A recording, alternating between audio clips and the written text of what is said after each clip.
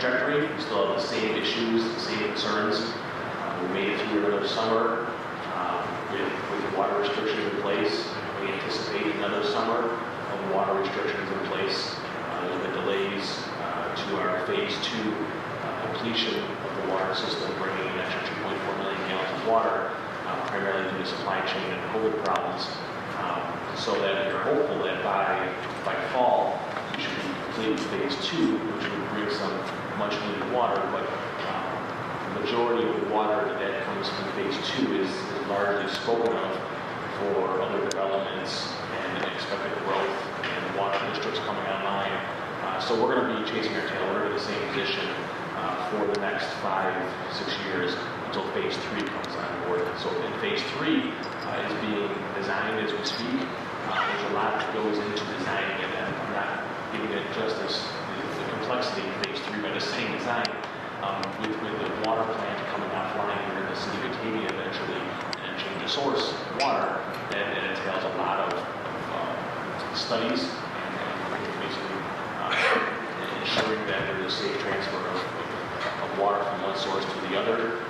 And that's just one small piece. The development that has to go back to the pipeline into up through Monroe County, and the digging and the right-of-ways and the pump stations and the towers and everything else.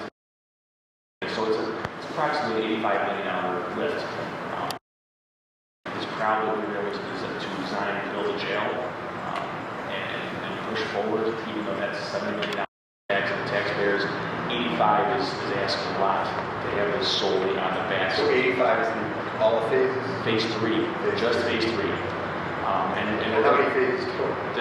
That's the third phase, and there's right behind that there is conceptually what phase 4 would be like, and Tim can get more detail on what that looks like. But phase 3 helps us replace a water system, water plant that we have in Batavia that is not ideal for a variety of reasons: threat water source, age of the system, redundancy. We have a lot of reasons why, even 20 years ago, the plan was to decommission the water plant.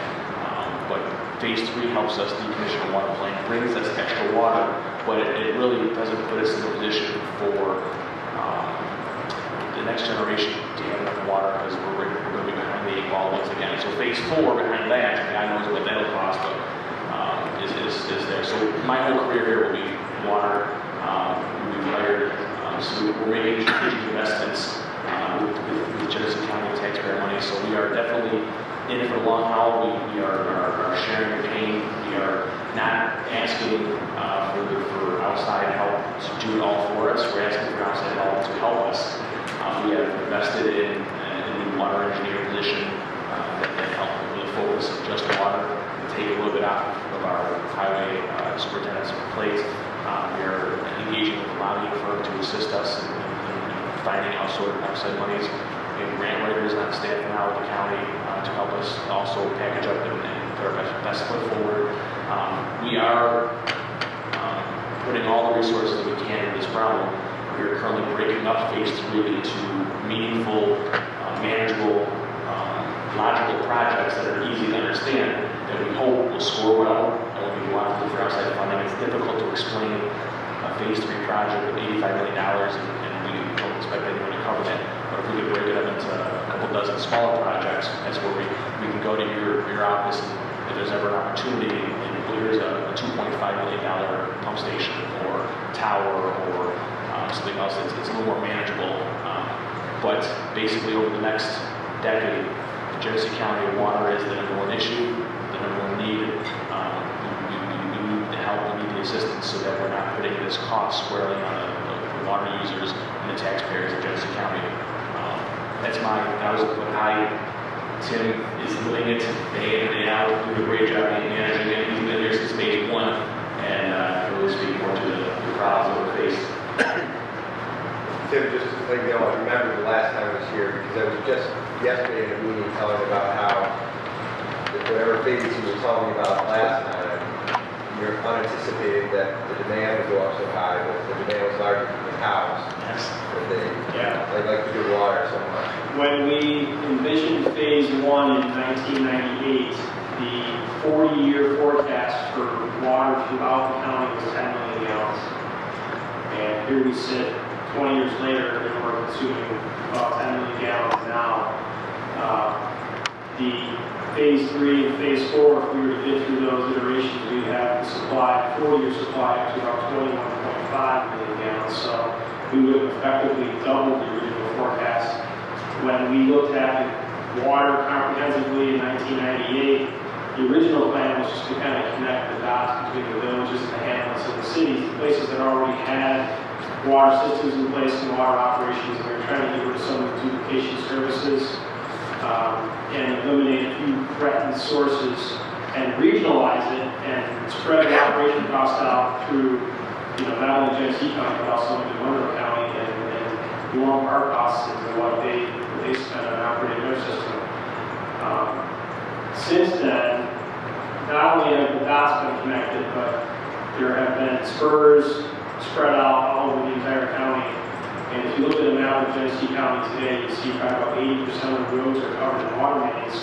And back in 1998, there was just main pipelines on some of the major state routes, and that was about it. So the growth of the water system has far exceeded our expectations for not only residential demand, but a few years back, agriculture realized that they saw tremendous benefits in production and milk production in the dairy farms. We've seen a lot of the dairy farms connect and use a phenomenal amount of water. Cows drink probably 8 times what the average human consumes in a day. So the usage on the farm, the ag side, is pretty high. One of the benefits we've seen from the water project is economic growth for the county, which is one of the original goals. And one of our big components that we pulled in has been our food processing industry. We've got HP Hood, we've seen Lacta expand, we've got yogurt companies, we've got cheese companies. They all consume a lot of water. HP Hood right now by themselves uses over 1 million gallons a day, and they have plans to expand. So we've seen water demand growth primarily from agricultural and industrial users, but we have seen district coverage much of the county as well. So, and there are still areas that don't have water, and that indicated we're moving on phase 2 to increase our supply.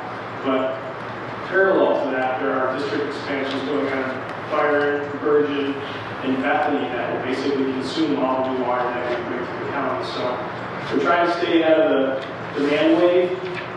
And again, phase 3, not only does it bring more water to everybody in the county, but it also replaces a 115 to 130-year-old water plant. So the state that's limited in what it can produce, and is also threatened from not only low groundwater situations when we have dry summer, but also from turbid conditions in the town like Creek and keep us from producing high-quality water all year round. So phase 3 basically eliminates the need for that plant, but also produces another 6 million gallons of water extra we have now. So phase 1 was a $20 million project, phase 2 is a $23 million project, phase 3 is an $85 million project.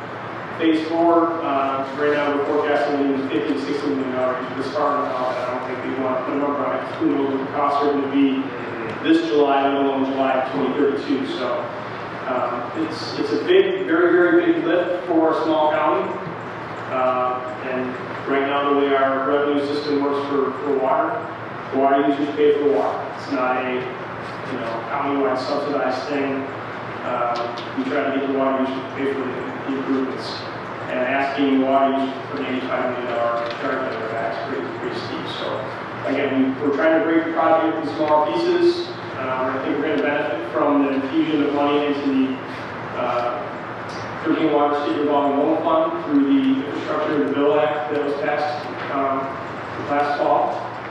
We were hopeful that there would be some semblance of a Build Back Better program, but that doesn't seem to be in the TVs at this point. But we are definitely going to be trying to take advantage of all we can at the state level through the normal agency pathways, and we would be more than thankful for any help that your office can provide. As Matt indicated, we do have lobbyists on the federal level. We currently play, believe it or not, Zoom watching this as we speak, but they've been helpful in pointing us to certain costs of money, but earmarks or any community fund type programs that your office can have access to, we much appreciate. So at this point in time in Washington, we would ask for your take and your thoughts on what we should be watching what you think that you could point us in a direction to for that specific water money that ticks off a lot of the boxes, right? So we have an environmentally threatened public water source right now in our community, and that is right there at the Tonawanda Creek. So if there is an environmental bill that looks to be coming out that you might be able to include in funding for public water supplies that are threatened due to a groundwater source, we would really like to have your support for that. Also, if with funding for a change of water source going from a groundwater to a lake water, of course, the chemistry is a bit different there. Also, the social justice for our folks here in the city of Batavia and all throughout our county where we have low to moderate income folks who really can't afford to have the cost of having lead pipes changed out. That would also be of great interest to us during this project.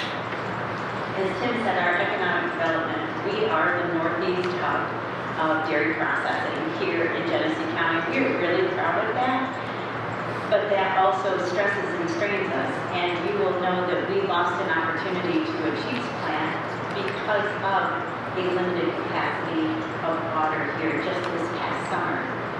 We don't want to be in that situation forever, right? And agriculture is our bread and butter here in Genesee County, and knowing that there is an advantage of having public water being available to agriculture and for an increase of local fresh supply for food, not only for our community here, regionally, nationally, but the world. It's interesting when you go to other places of the world and you'll see bottles in Batavia, New York. It's an economic driver here, and there is a tremendous workforce that is not on farm but off farm that relies on our dairy processing for their family's livelihood at the same time, and we really want to support that. So seeking those federal dollars is really important to us, and our conversation with you is meaningful in a couple of different ways, because you'll remember us, because, the cows like that water, and you're going to talk about that when you are in Washington. So your support is really important to us being able to achieve our goals with that water system. So we'll sit back and we'll listen to your thoughts. Yeah, thank you. And questions. Sorry, I first wanted to just mention my staff and Derek Jones on television there. Derek is my legislative director, and he does my ag policy, all of that. So I'm really glad he's here. Rick Gurney, who's my district director, and Lynn Dixon, who was new to my staff. Lynn is a former county legislator herself, and also worked in the county comptroller's office for a number of years, so I have a very close perspective. So we stand ready to be a partner and do all we can to scour the departments within Washington, D.C. to find good fits and opportunities for this very important project. And I think that what we see is happening here in Batavia is, I frankly would love to see replicated in other areas in the district I represent, the district I hope to represent next time around, where not just ag, but agribusinesses, and we seem to have been able to seize that more than I was at a hearing where Ag Secretary Vilsack used the term of a circular ag economy, which I had not heard that term before, but that's what you're doing. You produce the milk for the cows, but then you also have sources right here where they're being processed and wood and other things. And that's really, I think, critical for the future of ag in your state. So we want to see more of that, and food and water is part and parcel of that. And I think water needs and broadband are one of the two things that are a common need throughout the 27th Congressional District, and what we want to continue to advocate for. I'd like to you mentioned, I'd like to actually hear from you what you have heard at this point in time on the infrastructure. We've had limited interaction with agencies on where that is at. So I'm glad you're starting to get something because I know there was a lot of money for water systems in that. And continue to, I'm happy that I was put on the Ag Committee and continue to learn and find out what is accessible there, and actually very hopeful will be the majority next year, which are in a better position to advocate as well. And we do have your nurse again now, so that's another avenue. Yes, this is part of the complexity that we have with this project. It's unique, it's interesting. Somebody spoke before about in his travels, especially in the Legislature and whatnot, of how people have been impressed with how we've connected multiple water systems from multiple Great Lakes. So right here in Batavia, we have our own water system that the city of Batavia runs, and then connected from the north and the east is the Mineral County Water Authority bringing in. We have a supply of water coming through Leroy, North Road, and then we have the Erie County water to the west coming from the Erie and brings in supply through Pembroke. And basically the county is zoned out from different areas that where the city feeds versus where Leroy County feeds versus Erie County feeds. This part in the center, the plan ultimately is that when they get shut down, all be fed from Leroy County Water Authority. And then there's even the possibility of connectivity through STAN, with the water source from a third water source, or a water entity out there, or a fourth, Genesee County. So it is an impressive but complex system that has been navigated throughout the years, back to the late 90s, and something that you should be proud of. In your backyard, Congressman, that we have a county that had a truly regional water supply. Before this, and the traditional model for a rural county like Genesee County, you find a lot of counties throughout your state, throughout the country, is you have a village that'll have a well or a source of water that they'll draw from, and the people in that village will get the benefit of public water, but then everyone outside is on a well, and whether or not the wells are run or functioning or not, or you have all the pitfalls of having sometimes you have farms and people that are seeing and the dangers of contaminating wells. And so we had that for years and years, and that problem has been eradicated. So that's one of the positives here in Genesee County, where the vast majority now and in the future is reliable, clean, public water. But as we've been outlining this whole time, there's a significant cost to making that happen. And water now, just like broadband, which is another issue that we're facing here in Genesee County, is going to be an issue that we're tackling, and the costs that come along with it. We'll save broadband for another time, but that's another issue. I don't think I mentioned before, part of the county's commitment towards this effort is not only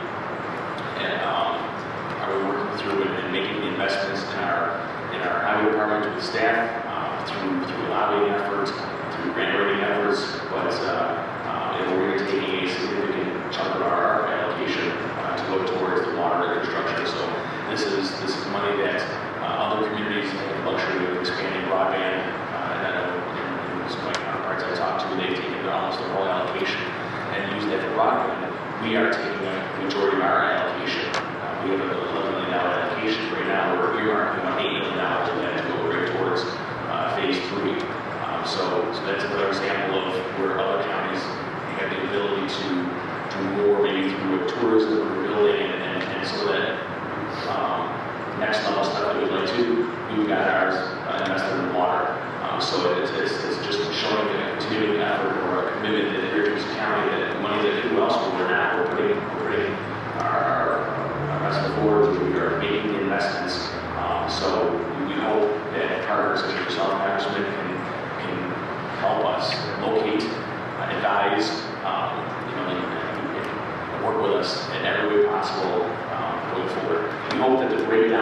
of these projects, Yeah. the little ones, help you so that we're not going to say, please give us 85 million. Right. And we're going to say, we've got a $2 million project, you find $300,000. And we would be thrilled. And as you mentioned, it's the different, the environmental element of it too, with the transition from well to another source. I think that's a very smart thing to look at different ways, different agencies that it hits. The stamp, where would that water come from? So the plan for that would be through Niagara County. But that doesn't happen until there's a big, that's a chicken for the eggs. We can't build that So- infrastructure until there's a large user. So If the you're large large tower is not a, We are, Monroe County Water Authority water is supported for the power. So the part of our planning, Tim has our water mapped out to the drop of water in this county for the next 20 years of where it comes and how it goes. And we have had an allocation in our plans for a while for a couple 100,000 gallon water user, and Plum Power came in and got it all. So, Okay. so as of right now, we have enough water to support the first customer stamp from the existing Monroe County Water Authority source of water. Anything significantly more is, we're triggering the next phase, we're triggering the next need for infrastructure improvements to bring in that extra water. And then Shelley made a good point, Legislature Chair Shelley made a good point earlier about, this has an impact on our economy. It's not only is there water restrictions, but there's economic restrictions. Yes. And it hurts if we have an opportunity for a great company that want to come here, or if they're a large water user, we're not closed because it's financial measure, but there's limitations on where that company can go to a certain extent. And then there has to be the ability for us to pivot and maneuver quickly for potential water infrastructure needs and funding for those needs. So we're not as flexible as we'd like to under the conditions that we're in right now. so what percentage right now of the citizens are on municipal water now? I don't know the specific number, but I would say about 70 to 80% of the population is connected to public water. Right now, the only town without significant coverage is the town of Bethany. They've got a large district in process, so within the next 2 years, they'll be connected as well. And after that, it's a fairly high amount. But the piece that we're hurting on though is the economic development piece. We don't have that 2 million gallon surplus that if a food processing company came and said, hey, we want to be in Batavia, but we're going to use 600,000 gallons a day. We don't have that luxury right now. And that's our economic, shall we say, agriculture, food processing, that's our bread and butter. So we can't offer that up. It's a hindrance to the whole county. Some of the hurdles that you would think that we might encounter here locally are really not hurdles. We work in great partnership with our water supplier of Monroe County Water Authority. They hold our debt, right? So because they're an authority, they currently hold debt for the Phase 2 water project. Our Economic Development Center in Genesee County works hand in glove with the capacities that we have, always wishing that we had more on here, and finding ways around, such as looking to Niagara County for the big water supply that we would need for a large manufacturing process entity at the STAMP campus specifically, right? So every time that we talk about something that we think is a hurdle here, we find a way to make it work because we are a good partner here. And we work hand in glove with our towns and villages in making sure that when they put forward a water project, so if all the roads in their town are going to be receiving public water, we actually forward some cash for them to upsize the pipes to the size that we need them as we're planning that Phase 3 and that Phase 4. So we are intricate and aware of all the water that is in the ground, needs to go in the ground, is going to be in the ground in the next 5 years, and we're a partner. That's the one good thing that we have here in Genesee County is that we are a good partner. So that partnership, we really are extending that to you and to your staff and to every federal agency that you could think about knocking on the door with us. We would really just appreciate that. So what is are you in phase 3 now, or are you? So we're finishing up the construction of phase 2, or we're behind where we'd like to be, admittedly, and that's helped put us into the constraints that we're facing in the last couple of summers and even this summer coming up. And phase 3 is being designed.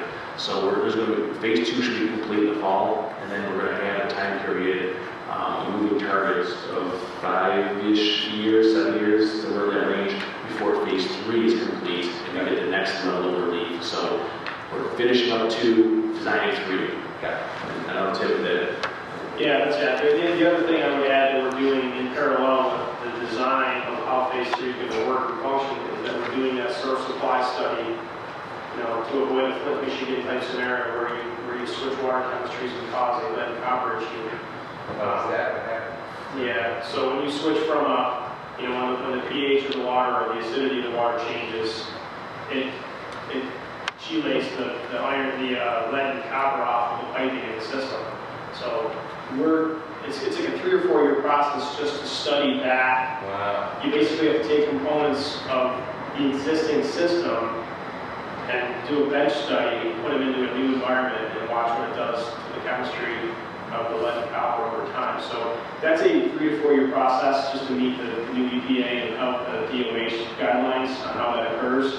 And it will probably be $500,000 to $1 million cost just to do the study to avoid a Flint, Michigan type scenario. So we're going through that process now, but we're also doing the initial legwork and figuring out where the pumps are, how big are the pumps, how much storage do we need, how big are the pipes, doing the actual detailed design so that we can put together construction drawings and get those to the water for approval. something interesting is right on the back wall is our initial water supply spine that the county put together. And so when you take that map and the maps that I had just handed to George and our phase 3, you will see an incredible difference because of the work that has already gone on here in Genesee County through our water resource agency, through this legislature being supportive of it, through our partnership with Monroe County Water Authority, the city of Batavia. All hands have been in on this, and we're just at that point now where we can't manage it on our own. Right. Yeah. So any of the other legislators have comments? But Gary? And maybe you could address the concern in more detail of the city water treatment plant. The city really concerned about the economics and impacts of that. Yeah, so right now, the city water plant provides about 50% of the water for the entire county, not just the city, but areas outside the city, and primarily the central portion of the county produces 50% of our water. So it is permitted to produce 6 million gallons a day. It effectively can produce about 4.5 million gallons a day, so there's a little bit of reserve for maintenance. We have to take things offline and online. Right now, in the dead of winter, on a weekday, we are pumping about 3.3 to 3.4 million gallons a day out of that plant. In the summertime, those numbers obviously increase. In the last few summers, we've been at 4.5, sometimes as high as 5.2 million gallons a day, which puts a significant strain on that infrastructure within that building. The actual water plant itself, I believe, was built in 1917, so it's over 100 years old. It has been rehabbed many times. The last rehab was a major rehab that the county funded as part of the Phase 1 program in 2001, 2002. We put about $2.5 million worth of equipment into the building. That equipment was originally only planned to last for 10 years because we were going to do the next phase of the project in the mothball plant originally in 2010. A lot of things happened in the world, 9/11, Great Recession, all the things that have happened. They kind of have delayed the best laid plans. So that equipment now is 20 years old and is well past its usable life. So we are probably looking at making another $2.5 million investment into the plant just to hold it through the next 5 to 7 years until phase 3 can come along. We have applied for a WEA grant to fund that.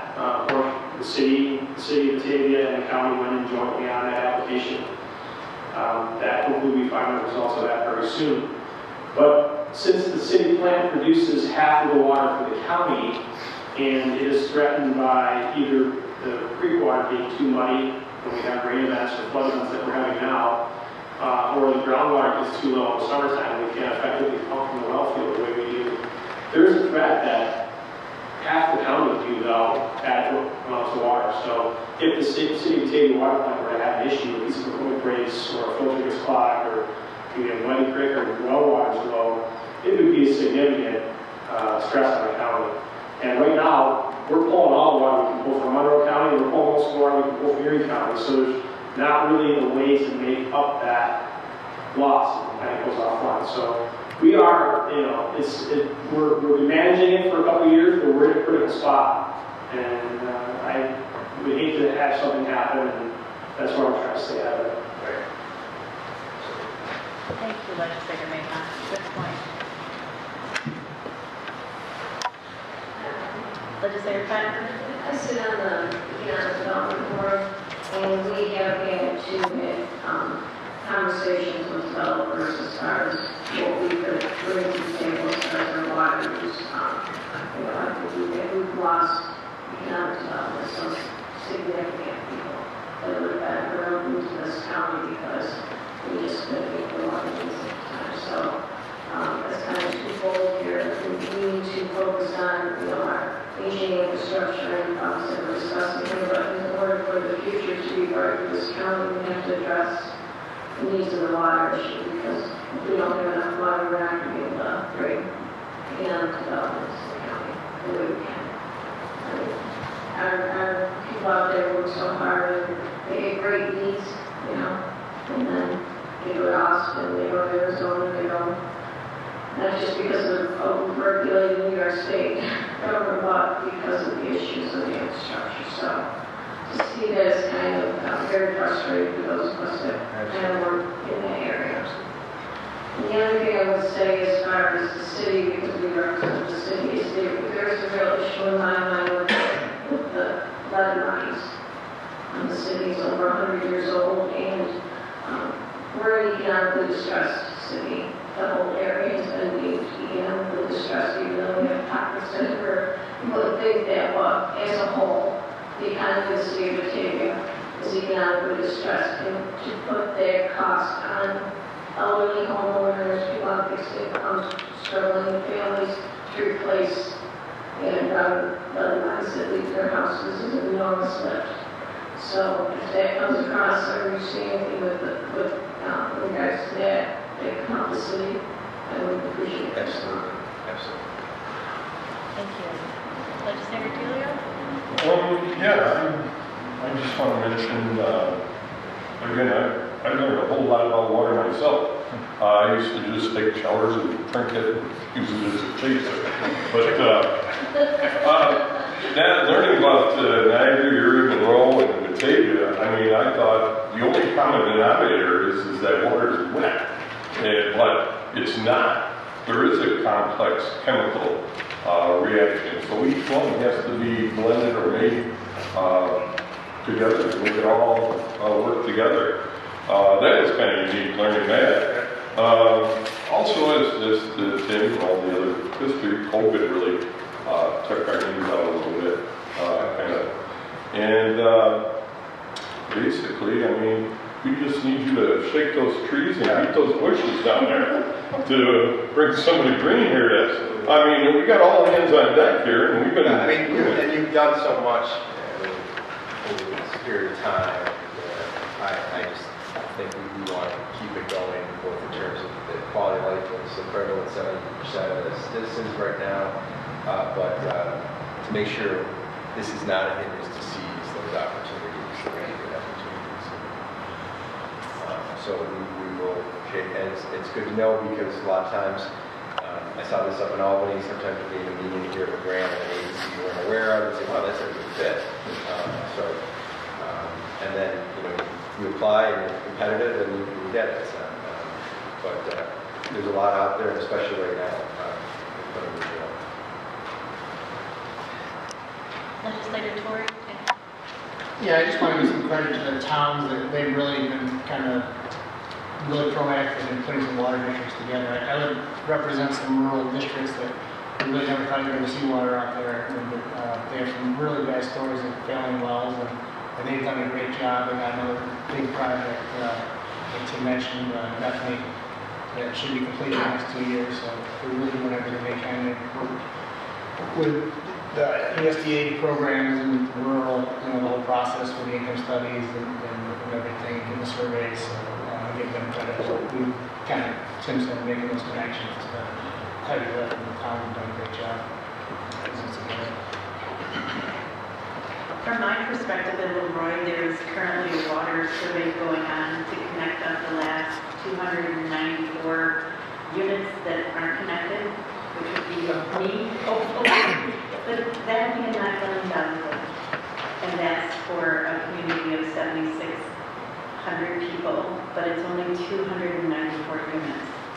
And that's just outside of a normal consumer's reach to be able to achieve that. Those USDA dollars that are currently available for water infrastructure are very, very valuable to our small communities. So supporting those is important for us as well. Thank you. Yeah, as you can see, all of the legislators and who they represent, we're trying to do as much as we can to get water, and water is a necessity not only for agriculture but the industry and the economics as well. And the town of Batavia has been booming with a lot of business lately, and they're almost to where they can't do it anymore. And we're all looking for help, and a lot of things that we've been coming up with what Tim has been saying is we've been going out to get bids and equipment such as that, but everything is so high, sometimes we've had to decline the bids, especially right now. And sometimes we can't even find equipment to do certain things. So we're all working together, and we're hoping that you can throw a little piece of the pie into the puzzle and help us out in a certain way. So, thank you.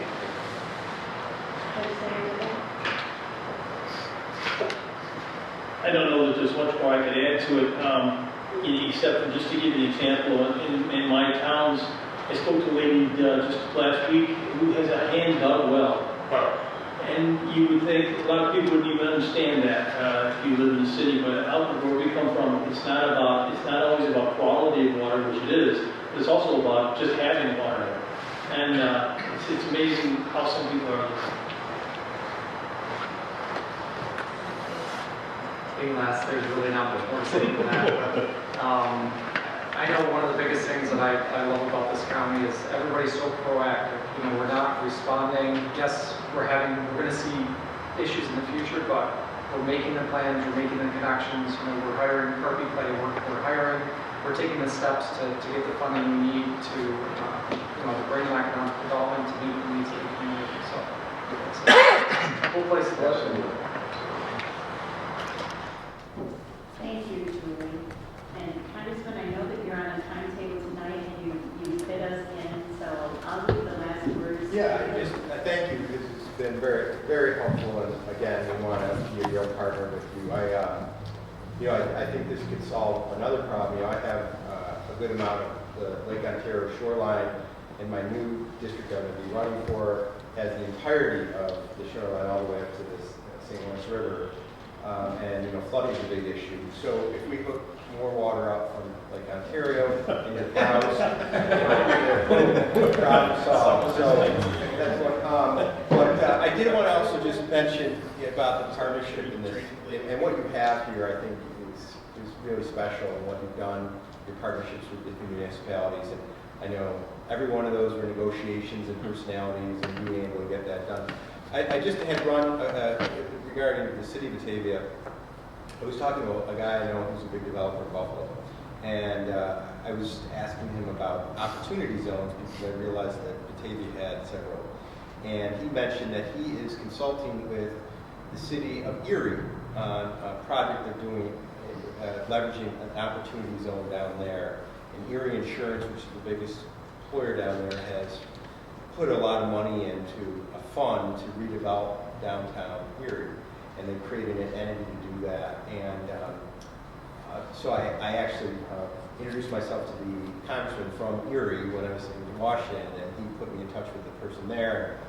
Ironically, I was talking to him, and he said, you know, I was describing Batavia, and he's, you know, it's funny you say Batavia because my kids play competitive lacrosse, and they're coming up to a tournament next week. And so we ended up getting on a call and with your economic development team here, and it was Nick Sinatra of Sinatra Development in Buffalo, and talking about what they're doing. But I just want to say that I hope the connections were made in, because Erie's comparable size, similar issues in a lot of ways. They have far less resources. For instance, historic tax credits. They don't really have much of a historic tax credit program in Pennsylvania. You know, he was very jealous of what we have here. But they were just very impressed with all that you've done thus far here, and that you're putting some significant pieces together to be able to take things to the next level, and I think that's what you're doing here. So again, my staff, please, anytime you hear of something that you think might be a fit, and we will do the same, and hopefully we can ramp up your schedule so you can get to phase 4 and beyond sooner. So thank you very much, everybody, for your time here. Do you have a meeting?